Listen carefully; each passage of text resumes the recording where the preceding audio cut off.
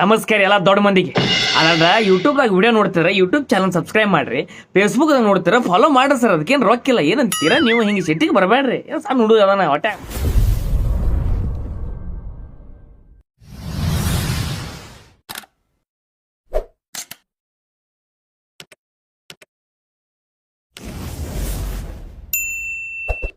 ಹಾಸಿಗೆ ಇದ್ದಷ್ಟು ಕಾಲ್ ಚಾಚಬೇಕು ಅಂತಾರೆ.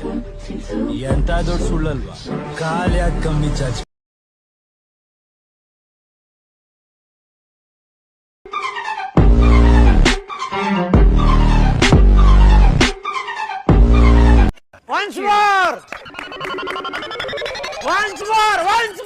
ಹಾಸಿಗೆ ಇದ್ದಷ್ಟು ಕಾಲ್ ಚಾಚಬೇಕು ಅಂತಾರೆ. ಎಂತ ದೊಡ್ಡ ಸುಳ್ಳಲ್ವಾ? ಕಾಲ್ ಯಾಕೆ ಕಮ್ಮಿ ಚಾಚ್?